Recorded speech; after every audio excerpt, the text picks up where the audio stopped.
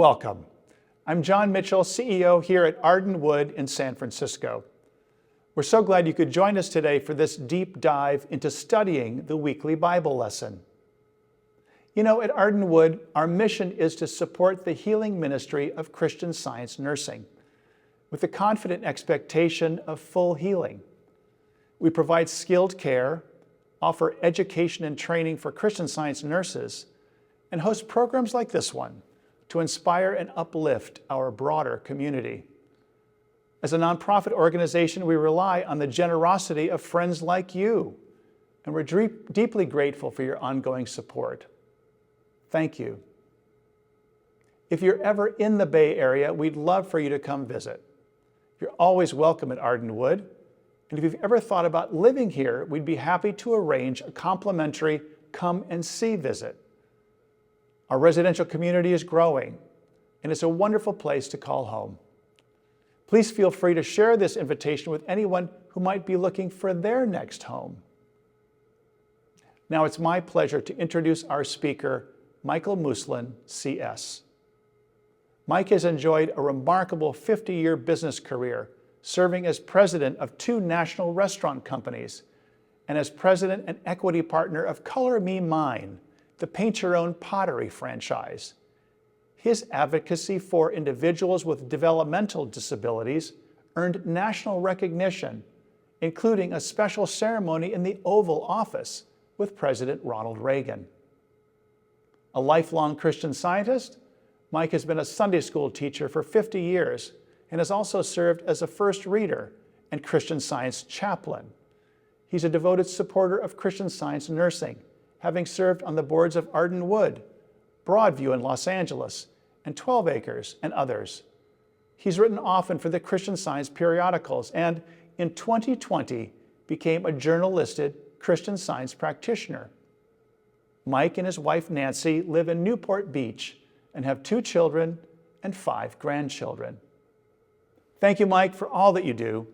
We're eager to hear about what you've discovered about research tools that can enrich our study of the Bible lesson. Thank you, John, and hello, everyone. You know, my grandparents were Russian immigrants who came to the U.S. in the early 1900s.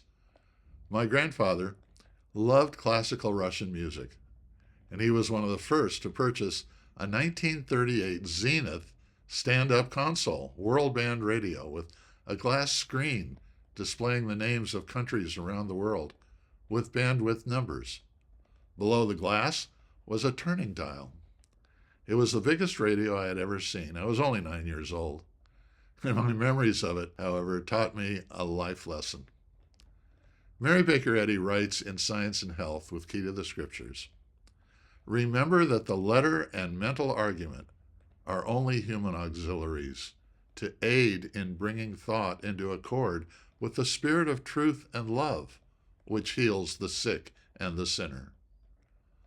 All of my reading, memorizing, reading articles, attending lectures and church services are important, even essential to the healing process, in that they align my thinking to the Word of God, the Christ, truth, speaking to the human consciousness.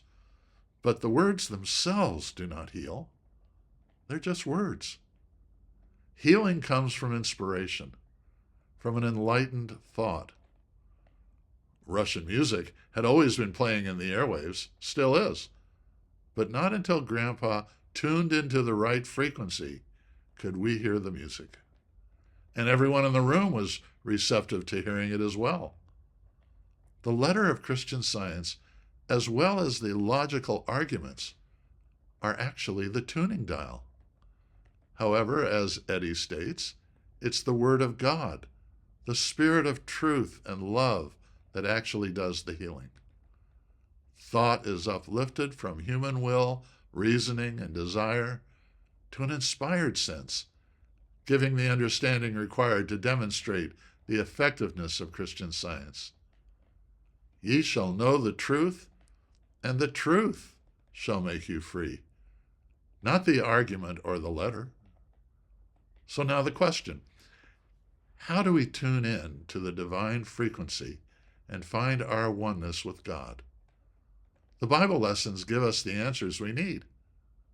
The healing messages are in the Bible lesson every week, hiding in plain sight. That is where the adventure of mining gems from our weekly lesson begins.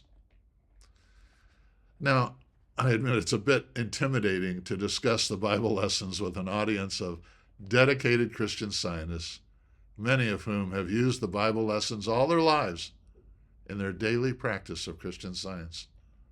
So most of what I'll be sharing with you today, you already know. However, since becoming a journalistic practitioner, I've become more dependent on our Bible lessons and grown in my love and reverence for them. Just reading it, even daily, is not enough. It needs to be embraced to digest the message and be transformed by each one. You might say that a desire to be a better healer has made me fall in love with our Bible lessons. And this has given me a greater appreciation for the work of our Mother Church Bible Lesson Committee and profound respect for the Mother Church's development of study tools ranging from JSH Online to Concord, from the Bible Lens to the online digital, audio, and print formats of the weekly lesson. The lesson committee's understanding and intimate knowledge of both the Bible texts and our leaders' writings are a continual blessing to all of us. The tools we have, the tools we've been given, are indispensable to this work. And I know of no other religion or organization that unifies its members around such focused daily study. Now, despite these unifying tools, the Bible lesson remains an individual experience. We all get something different and fresh from reading and studying the lessons. There's never one right answer. The lesson speaks to an individual's need and ends up being a private conversation with the scriptures and the textbook. This talk today is my own process for studying that I've been asked by my friends at Arden Wood to share with you. Now, there's no formula. You all have found your own approach to gaining your own inspiration. For me, it's my morning treatment for myself and my preparation for my practice calls. But it's also my evening close at bedtime to tuck in my patients for the evening. To Christian Science nurses, those in their full-time healing practice, I'm sure you'll agree that the answer to every patient's desire for healing can invariably be found in the Bible lesson for that week. I'm going to read from our church manual, Article 3, Duties of Readers of the Mother Church and its Branch Churches, Moral Obligations, Section 1. The readers of the Mother Church and of all its branch churches must devote a suitable portion of their time to preparation for the reading of the Sunday lesson, a lesson on which the prosperity of Christian Science largely depends. They must keep themselves unspotted from the world, uncontaminated with evil, that the mental atmosphere they exhale shall promote health and holiness, even that spiritual animus so universally needed. I love to think of all of us as readers in that larger sense. Tell you a fun story. Laura Sargent and Martha Wilcox, in a conversation with Mrs. Eddy in her office, asked our leader, if you were in the active work today, what would you like most to do? What do you think I'd like to do? Replied Mrs. Eddy.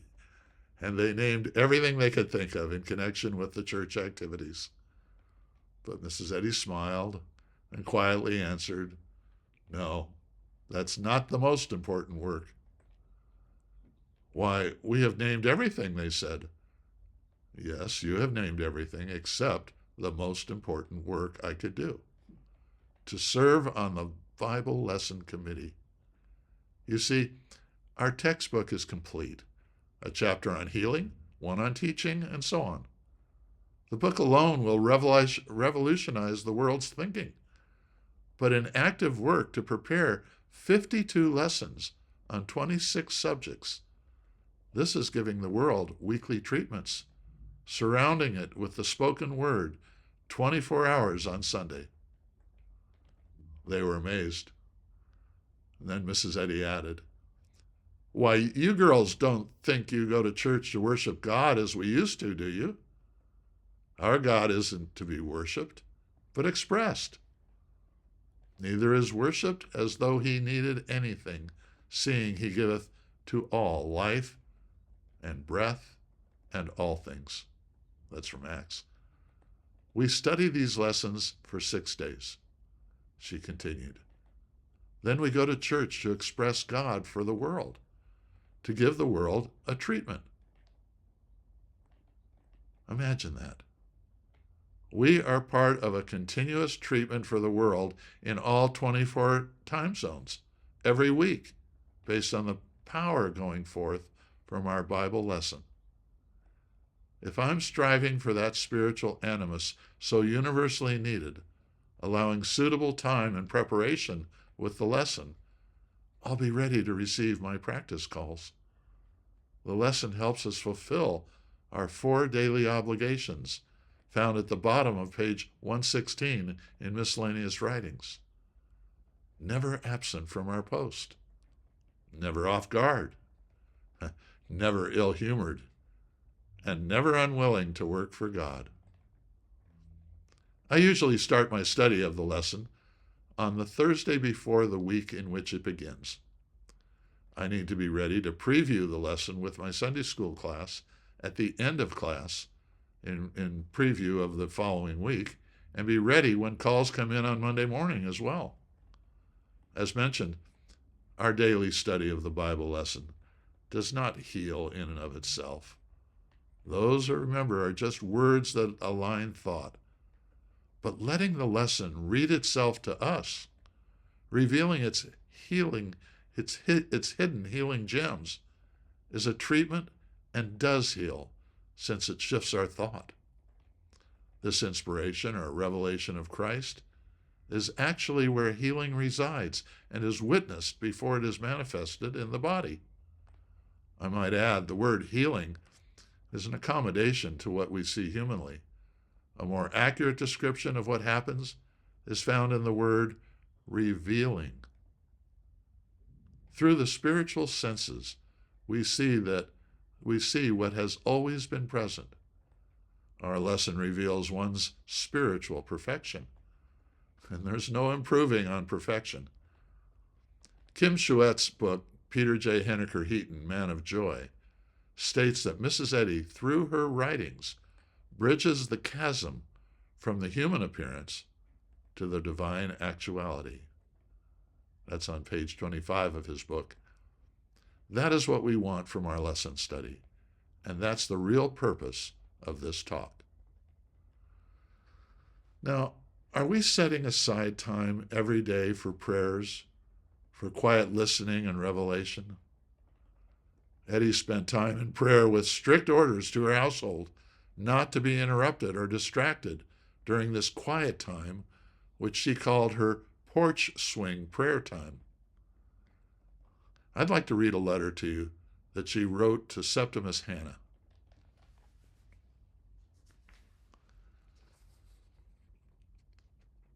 And this was in 1897, in August. My beloved student, you are now taking the right steps. Go to your secret upper chamber, observatory. Shut out observation and the world, since the kingdom of good cometh not thereby, and pray. No better possible place hath earth for prayer than that. But to reap the reward, take up your cross. Overcome the fear of man that bringeth a snare. Tell your wife and her servants never to disturb you at those hours of prayer. Fix them at 4 hours each day for reading, prayer, and meditation, alone with God. Let your rule for this have no exception than if you were on an island of the sea. Be strong and firm on this basis until you are ready to feel I have had my vacation and I'm ready for harder work. Lovingly, Mother. P.S. Treat yourself 3 times a day on this basis I name. Now, drop any of your offices but readership. Never that. Aside from 4 hours employed and designated, study the Word. Meditate, pray, watch, work, but never weary. I mean by this, mental work.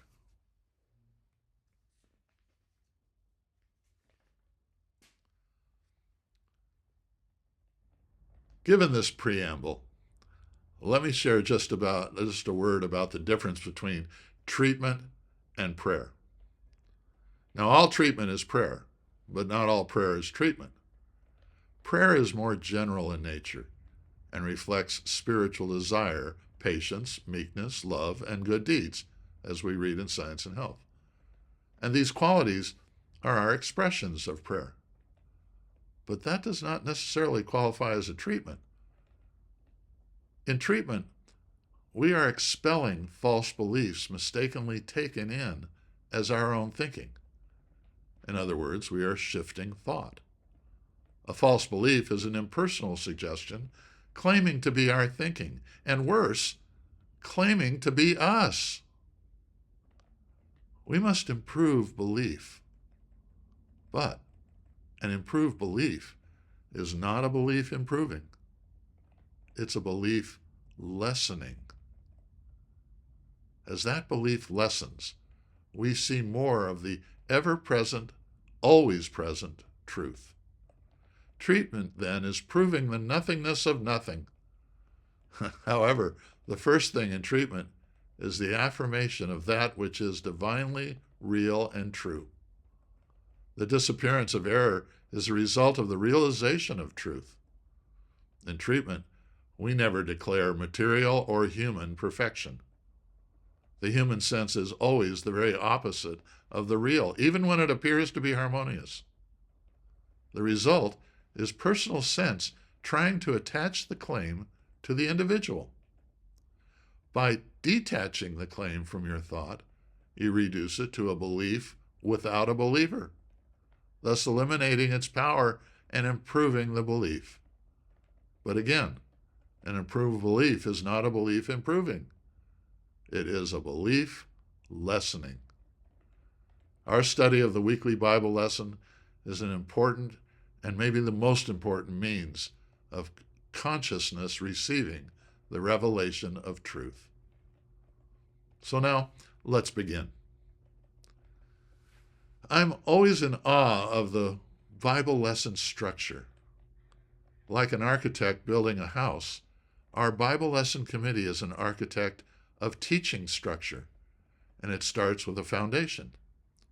We know the golden text is the foundational theme.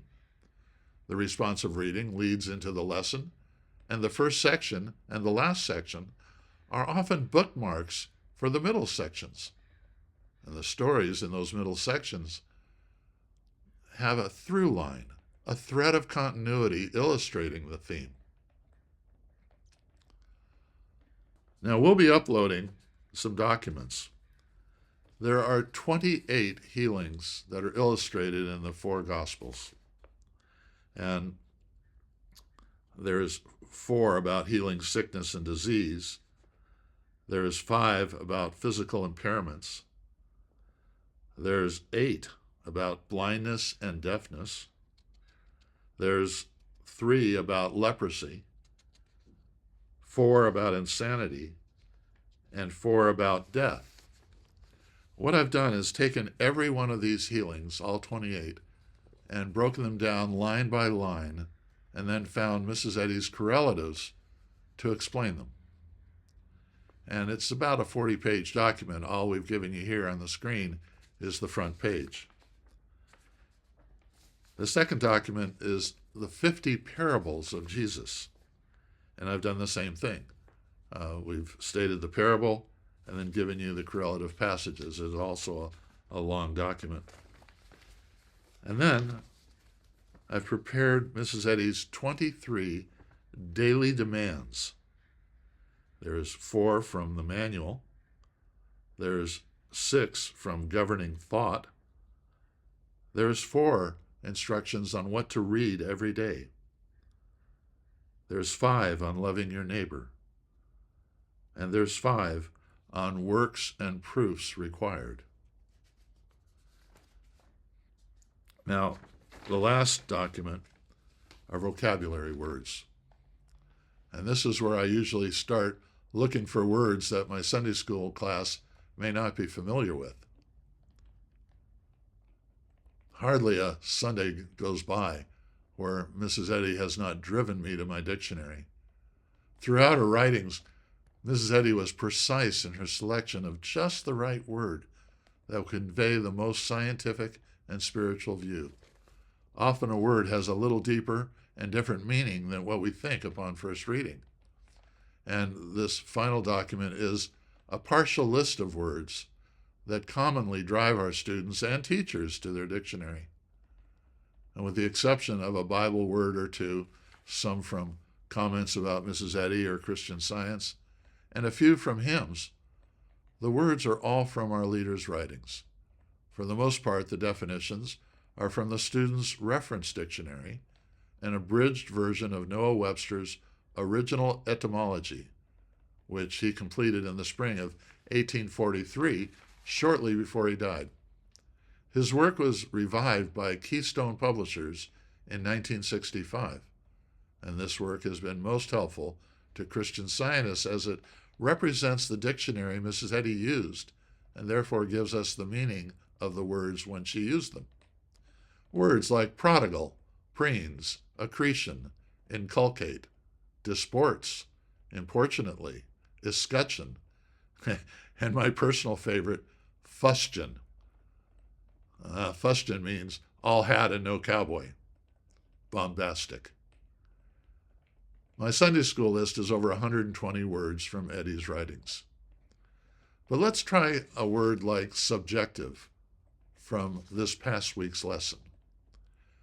Eddy writes, because St. John's corporeal sense of the heavens and the earth had vanished, and in place of this false sense was the spiritual sense, the subjective state by which he could see the new heaven and the new earth, which involved the spiritual idea and consciousness of reality.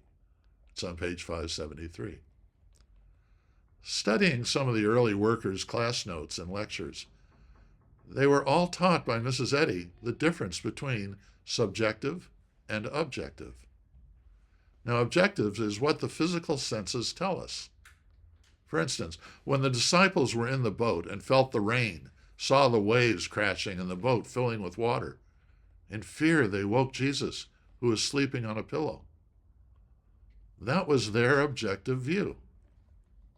But Jesus provided a subjective view, bringing his inner peace to their storm. I generally use Bible dictionaries, online lookups, the Student's Reference Dictionary, looking up definitions in the free download dictionaries, such as the version of Webster's 1828 dictionary. And when I was in Boston, I was talking to Michael Hamilton from the Mary Baker Eddy Library and asking, did Mrs. Eddy use the Webster's 1828 dictionary? Well, printed on the website is the answer. From time to time, we're asked if Mary Baker Eddy owned or used Noah Webster's first edition of the American Dictionary of the English Language, published in 1828. There's her answer. We have no evidence connecting Eddy to this first edition of Webster's landmark dictionary. But we do know that she owned and used later editions. 2 copies of Webster's, now in our collections, were present at her home in Chestnut Hill at the time of her passing in 1910. It was the 1853 printing of the new and revised edition and an 1887 printing of the unabridged edition. Etty used many different dictionaries during her lifetime. Now, moving on, next, my Bible research falls into 4 categories. Word definitions being the first. The next is connecting the relationship between the stories that the lesson committee has provided us. In an earlier lesson, by example, this year we had the feeding of the 5,000, and the woman bowed over, and I was searching for their connection. It ended up, for me anyway, to be coming to the Christ. I realized the short little sentence, Jesus called her to him, with the case of the woman bowed over, was actually the same as bring them to me, when the disciples complained about only having 5 loaves and 2 fishes to feed the multitude. Didn't he have the same response when the father of an epileptic boy that the disciples could not heal, when he said, bring him to me? The theme of coming to the Christ took on new meaning for me, and the lesson read differently. Then, the next category is learning about the background of Bible characters, such as Balak, Saul, or Mary Magdalene. First, let's look at Balak. The number of Israelites who came from the Promised Land to Moab is estimated to be, according to Numbers 26, 601,730 men, which suggests a total population of at least 2.5 million, including women and children. This gave me a better understanding of Balak, king of Moab's fear and his desire for Balaam to curse these people. In a different story, Ananias also became a more interesting character when I learned of the difficulty he had welcoming Saul, healing his blindness, and then baptizing him. Saul, after all, had been complicit in the murder of Ananias' one of his best friends, Stephen the disciple. And he was the last person that Ananias wanted to see. We'll discuss this story in more depth a little bit later. My favorite is Mary entering the dinner party for Jesus that Simon the Pharisee offered for in his home. She refused to be prevented from entering, went in on bended knee to the feet of Jesus, washed his feet with tears, dried them with her hair, kissed his feet, and anointed them with costly oil. I often ask my Sunday school class, who was the practitioner in the room? Well, I think it was Mary. Consider that she hungered and thirsted after righteousness, showing humility and bowing at his feet, repentance, affection, sacrifice, gratitude, and expectation. And most of all, she was untouched, unfazed by the Pharisees' malpractice and hatred. Now, aren't these the qualities needed to be an effective healer? And finally, there are locations to explain. Locations like Caesarea Philippi and the gates of hell. Now, Caesarea Philippi was located about 25 miles north of the Sea of Galilee in the Jordan River Valley, at the southwestern base of Mount Hermon, and it was known for pagan worship. It overlooks a pagan site called the Gates of Hell, where Jesus drew the disciples' attention from the mount he was talking to them from. Now, I might just tell you that this is a 4-day journey from Jerusalem and probably a day and a half from the Sea of Galilee, another 25 miles north. Now, it was not just an imaginary place, the Gates of Hell, but an actual location. My wife Nancy and I were there on our trip to Israel, and we stood by the cave below. We could look over and we could see the meadow where Jesus could have addressed his disciples.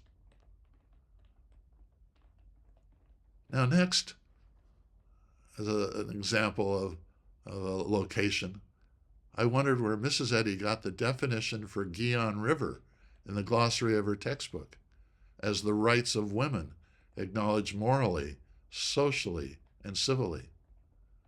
In one of the Bible lessons, I had read about Philip climbing into the carriage to teach the eunuch about Christ. The eunuch was the treasurer for the Queen of Ethiopia. The Bible implies that her name was Candace, but in fact, that was not her name. It was her title. Her name was unpronounceable in Ethiopian, but Candace meant, and actually it was Candace, meant royal queen or royal mother. Now, the Nile River ran from Egypt through the Sudan and into Ethiopia, where it split into the White Nile and the Blue Nile. Part of this river system in Ethiopia was referred to as the Gihon. And along the Nile, there were a number of city-states that were based on agriculture and commerce. I found out in some research that for over 300 years, these city-states were ruled by queens. If there was a king, the queen was an equal partner in making the laws and running the government. Candace was a Latinized version of the word Candica with a K, which literally means women's rights to make the laws.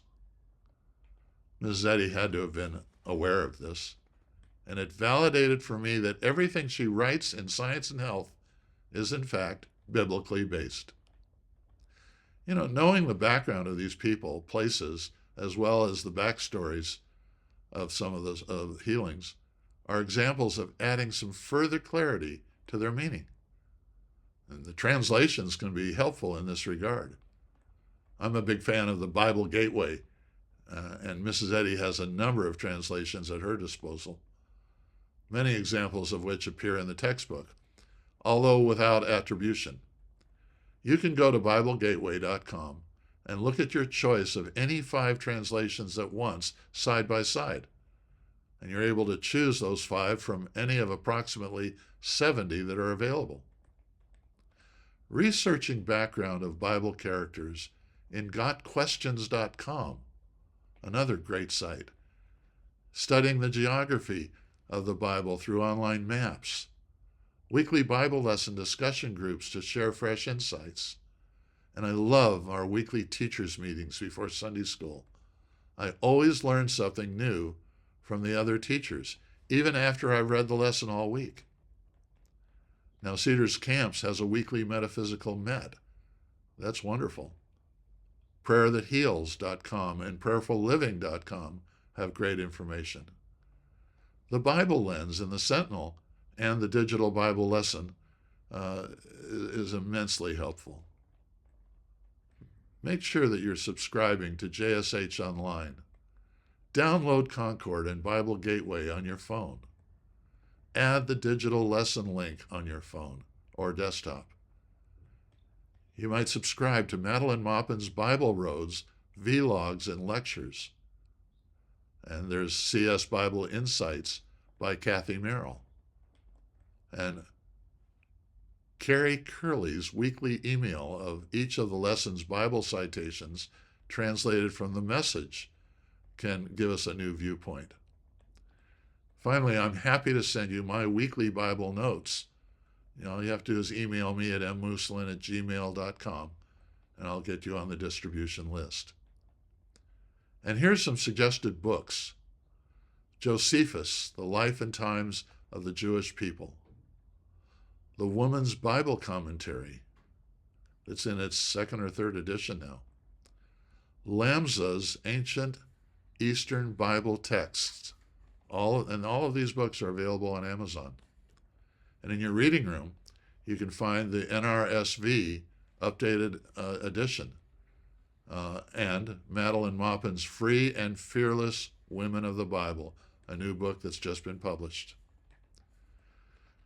Now, after my research, I need to carefully look at the comparisons in science and health paragraphs. One of Eddie's unique writing styles is to compare opposite concepts, such as material versus spiritual, corporeal versus incorporeal, human versus divine, etc. These comparisons appear in most paragraphs in the first 500 pages of Science and Health. There's over 2,000 of them. This is referred to as antithetical or juxtapositional writing. I often underline those comparisons in my full text and then circle the verbs that she used. Her use of unique verbs elucidates the comparisons. Here's an example or two.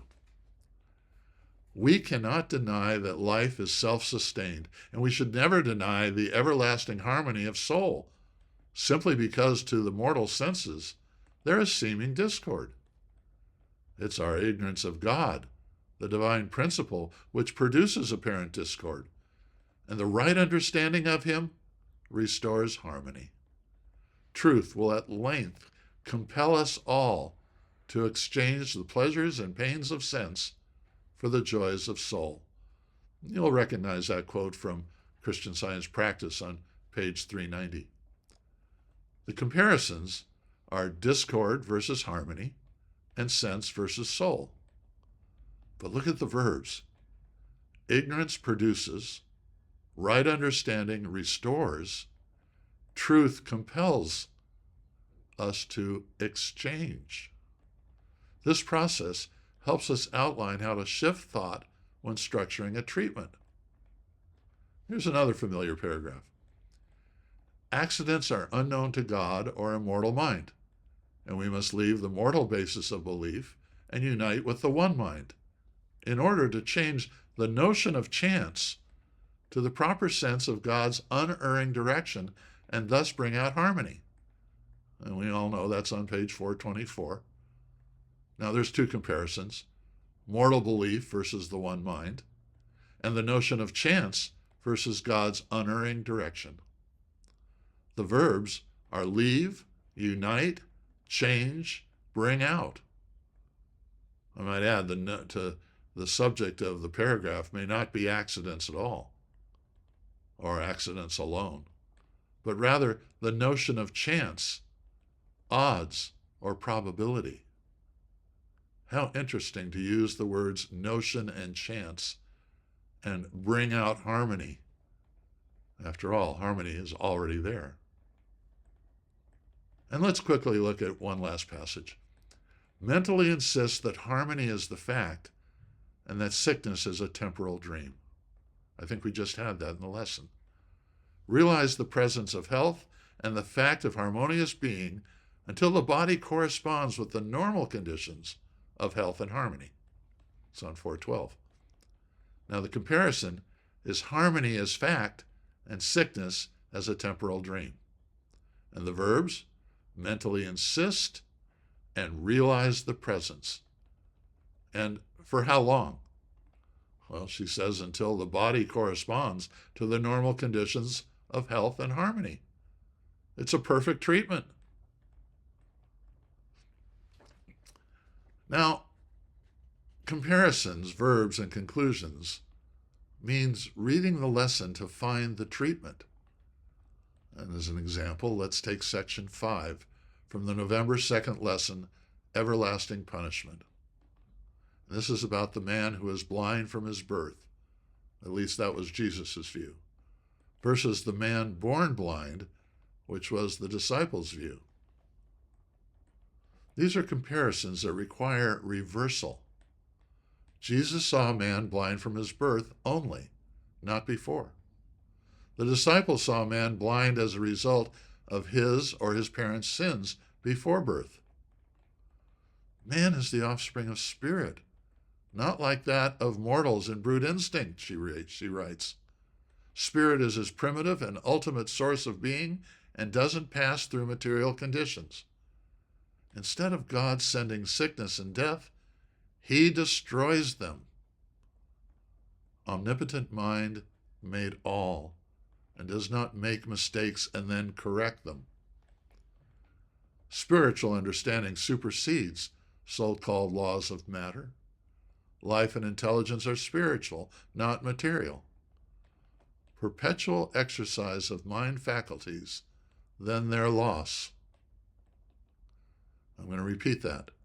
Life and intelligence are spiritual, not material.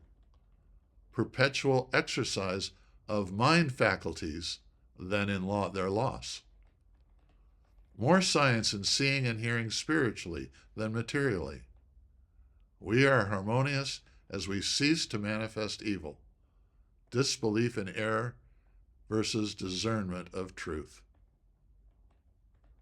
Now, the action verbs for the treatment and what I've just read were right from the Science and Health citations that illustrated the comparisons, if I didn't make that clear. The action verbs in your treatment, listen to these. Go wash in Siloam.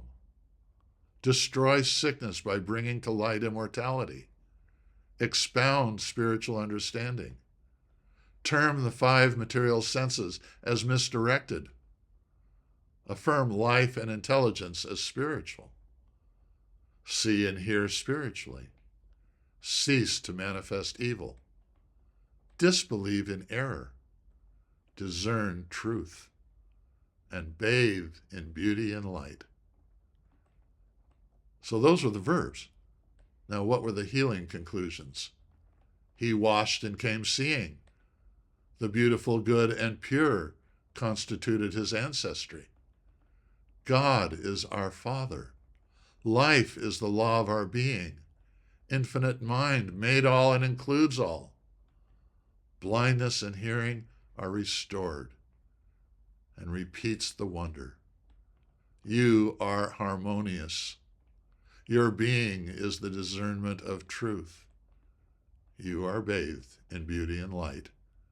You are redolent with unselfishness. Now, this is taking the literal words from our leaders' writings. We're not trying to analyze or explain science and health. And I avoid explaining science and health. It's one thing to define the words, read the comparisons, look at the verbs carefully, and quite another to explain what Eddie is saying. We're instructed by her in the following quote. Hence, as a rule, the student should explain only recapitulation, the chapter for the classroom, and leave science and health to God's daily interpretation. That's in retrospection, page 83. Teach each student to love the truth and let the lesson speak to them where they're at. Now here's the whole quote. The student may mistake in his conception of truth, and this error in an honest heart is sure to be corrected. But if he misinterprets the text to his pupils and communicates, even unintentionally, his misconception of truth, thereafter he will find it more difficult to rekindle his own light or to enlighten them. Hence, as a rule, the student should explain only recapitulation, the chapter for the classroom, and leave science and health to God's daily interpretation. That's the end of the quote. In other words, let the lesson speak to us as an individual revelation. After all, it's our own inspiration. So, when reading, let's ask, what does the text mean? There are unique phrases that should not be ignored. And here's a few examples. First one is constant pressure. Are we weighted down by the pressures of the world that are buffeting against us, feeling self-conscious or needing approval? Eddie tells us about a kind of pressure that is positive rather than negative when she writes, Christian scientists must live under the constant pressure of the apostolic command to come out from the material world and be separate. Did you notice I put a little more emphasis on the word constant?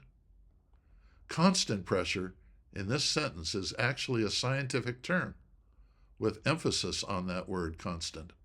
It refers to a condition where the pressure remains unchanged during a process or reaction.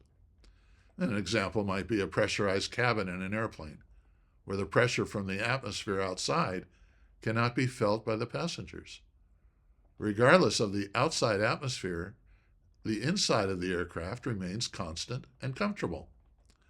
Based on this scientific definition, the sentence really means no pressure, total equilibrium, with outside pressures neutralized. Now, in the same way, our joy as a manifestation of mind remains undisturbed, intact, constant. Another concept is theodicy, the science of God, metaphysical theology.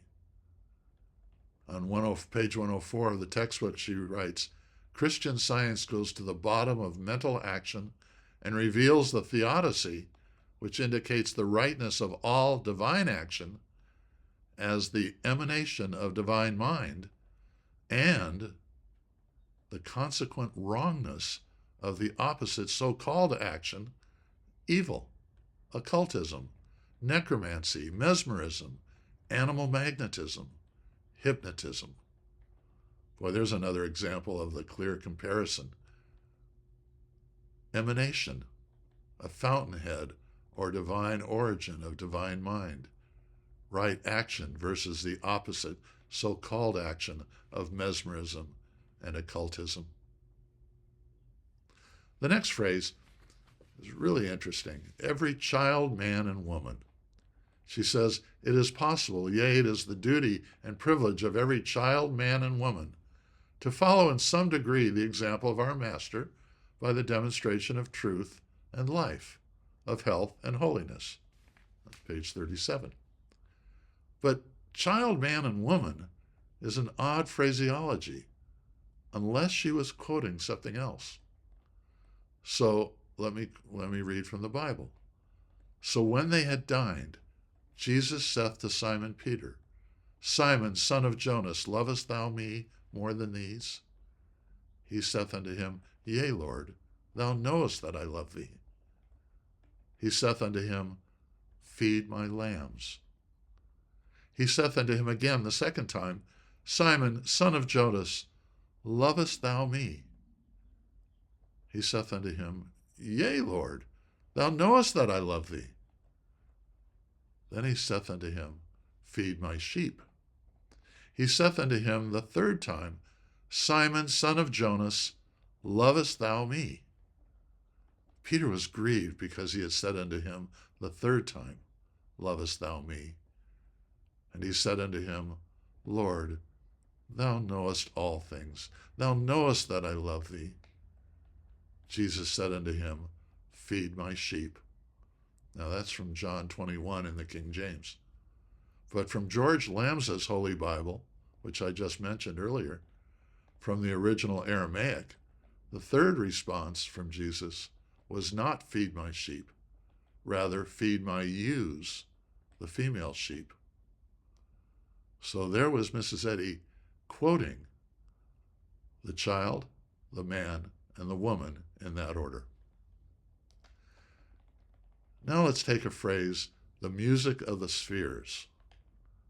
Eddy writes, Let there be light is the perpetual demand of truth and love, changing chaos into order and discord into the music of the spheres. Another comparison. What does that term refer to? Well, it turns out that Johann Kepler, and his first law of planetary motion, was that the planets orbit the sun in an elliptical pattern, with a point when the planet is closest to the sun and an opposite point when it's the farthest. Now there's a fraction formed by those two distances, and each of the planets in our solar system's fractions correspond to our musical notes. Thus he named it the music of the spheres. Mrs. Eddy was obviously aware of this when she wrote that man's harmony can no more be invaded than the rhythm of the universe. And now let's look at the words maker versus creator in the first edition of Science and Health. Mrs. Eddy, at times, capitalized the word creator consistent with her system of capitalization of synonyms of God. but changed it in subsequent editions. In the concordance, all of the synonyms she uses under the heading God are capitalized, except creator. Why is creator, when used as a synonym of God, not capitalized? Just look at the end of the listings for God in the printed concordance. According to the archivist at the Mother Church, the assumption was that when you create something, it had a beginning. It started from nothing. But when something is made, it comes from something else. An example is found in the Bible when God created man from the dust of the ground, and in the second account of creation. But in the first account, the spiritual account, he made man in his image and likeness. We get more evidence of this idea from Isaiah when God created Jacob and made or formed Israel. And also, I form the light and create darkness. I make peace and create evil. Isaiah 45.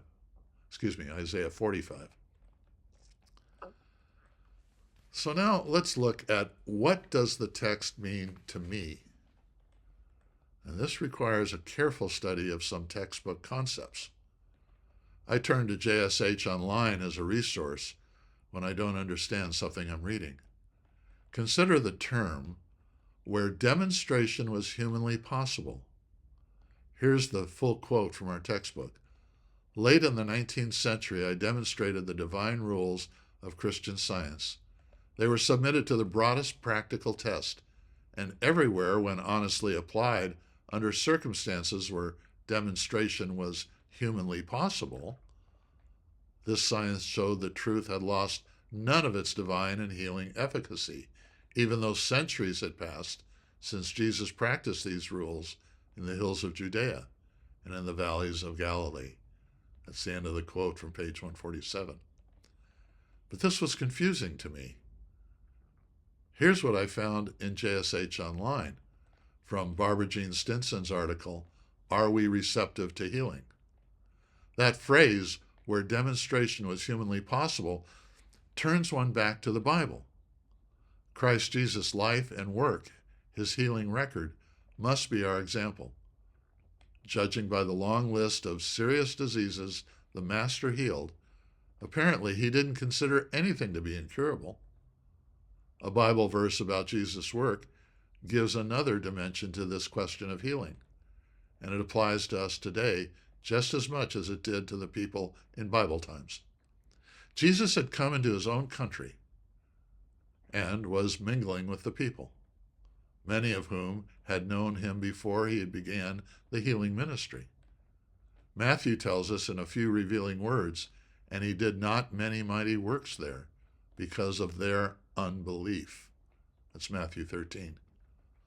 We can't be sure today exactly what kind of unbelief Matthew meant, but we do know that unbelief refers to attitudes of thought that is in some way doubtful that God wholly governs man. God, who is divine love itself, is always able to heal us, but are we willing to be healed by Christ's truth? It is never impossible to yield to God, to listen and respond to divine messages, to give up in opposition to the requirements of divine principle if we really want to do so. That's the end of the excerpt. Another oft-quoted phrase is God's name, I am that I am, in the burning bush story. Again, I decided to search JSH Online and found the following from a May 2012 article by Janet Clements titled Humility, Pausing for the Divine. She wrote, Moses asked God his name, and God replied, I am that I am, in Exodus 3. It's interesting that I is the subject and am is the verb. I is the one ego, and am is the action of that ego expressed. We could say God is the I, and we are the am, the individual action of God expressed. Now, let's look at some Bible phrases. In most Bible stories, there's an inflection point, a scene shift that indicates the point of change from the claim to the healing. And isn't this similar to Mrs. Eddy's comparison of opposites in the textbook, and shows the consistency between Jesus' theology and Eddy's scientific method of healing? And let me just share with you some transition phrases that pair Mrs. Eddy's comparisons of opposites. One is he called her to him. Remember the story of the woman bent over?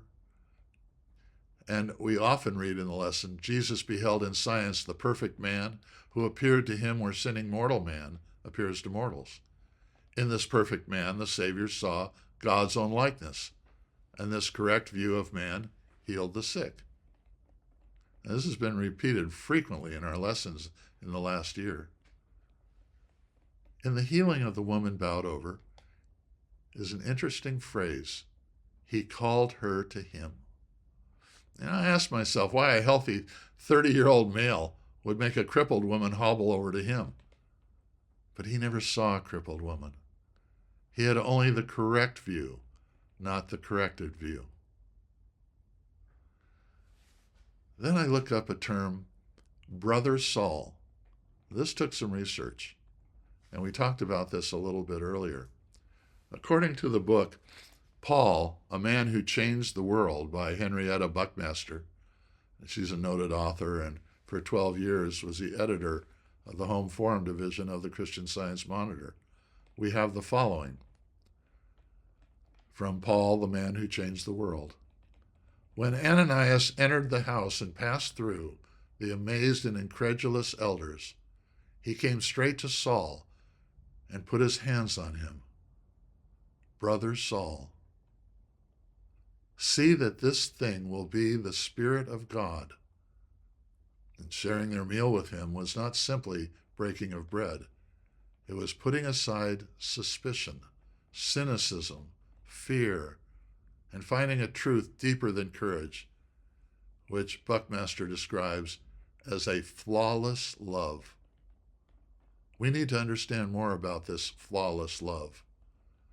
Ananias, as I mentioned, was a good friend of Stephen, the disciple.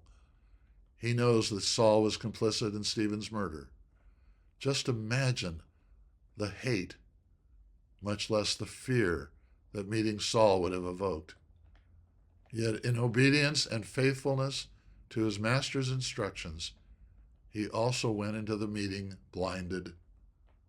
Not blind with faith, but an absolute faith and understanding that Saul was a chosen vessel. You know, Saul needed Ananias, but Ananias also needed Saul to find that flawless love. That makes the words, Brother Saul, all the more touching when he puts his hand on Saul's shoulder. It stands for the beginning of the Christian church as we know it. That was the point of inflection. And again, from this week's lesson, born blind versus blind from his birth, reads, as Jesus passed by. As I previously noted, Jesus saw a man blind from his birth only, not before. However, there's a problem of punctuation here. According to the Bible scholar Laura Fleming, the original text did not have punctuation. Thus the sentence, neither this man nor his parents have sinned, but that the works of God should be made manifest in him, I am come. That would indicate that God made the man blind so that Jesus could heal him. That makes no sense. A more correct punctuation would be, neither this man nor his parents have sinned. Period. Exclamation mark. But, new sentence, that the works of God should be made manifest in him, I am come. That states the correct purpose of Jesus' ministry. Let's take the phrase, he cast off his garment from the blind beggar healing. His garment or cloak was his only primary possession. He'd sit down on the ground and lay it over his lap so he could collect the coins that people threw at him. Otherwise, he wouldn't be able to find them in the dirt. Throwing off his cloak meant turning completely to the Christ. Now let's change the subjects. How do we read our lesson? And I'd like to talk for a minute about reading the Bible lesson from marked books. You know, it's interesting to see the number of markers in a given book of the Bible or in a science and health chapter that can point to the emphasis the lesson committee is placing on a specific area of study. Reading from the marked books allows reading the paragraph before or after to get better context. Also available online. See the note in context. It's also a wonderful thing to bring to Sunday school so that the kids can see that we actually have books and gain an intimate familiarity with them. Now, if you don't have the time or desire to mark your books, consider at least a visit to the reading room where you can sit quietly and read from those books. Now, that's not to say I don't also love the full text. It's invaluable for making our own notes, talking with a patient, and having when you travel. The lesson printout in different size fonts is a great addition by CSPS. I send the large print version to patients with sight impairment and limited use of the computers. Now, in closing, let's end with a quote from the American poet and contemporary of Mrs. Eddy, Frederick Lawrence Knowles, who said, "Mrs. Eddy's insistence that her students make every day a prayerful study of the Bible and obtain the spiritual understanding of its promises. Mrs. Eddy, in her insistence upon constant daily reading of the Bible and her own writings, has given to her disciples a means of spiritual development which certainly builds such truth as they do gain in the marrow of their characters." And that's in Miscellany, page 48. With that in mind, I'll repeat the question I opened with. How? How do we tune into the divine frequency and find our oneness with God? The Bible lessons give us the answers we need. The healing messages are in the Bible lessons every week. Aligning our thoughts to the Christ and feeling its influence to consciousness individualizes the message to meet our unique need. All healing is the result of inspiration, not just reading the text or doing the research.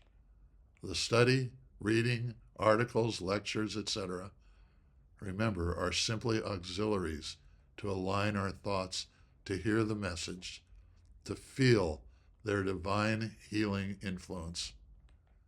Healing is the way to grow our church, and our deep dive into the weekly Bible lessons is an indispensable path to that end.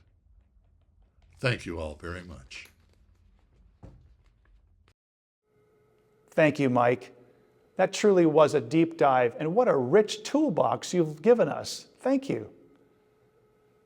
All the resources Mike shared, definitions, books, links, and more, will be posted on our website, along with a replay of this talk.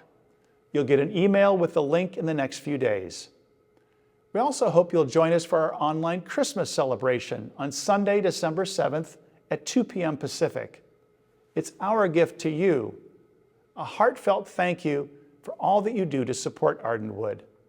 Let's start the Christmas season together. You can register for our Christmas program and all Arden Wood events at ardenwood.org and watch your inbox for the invitation and reminders. Thank you again, and goodbye for now.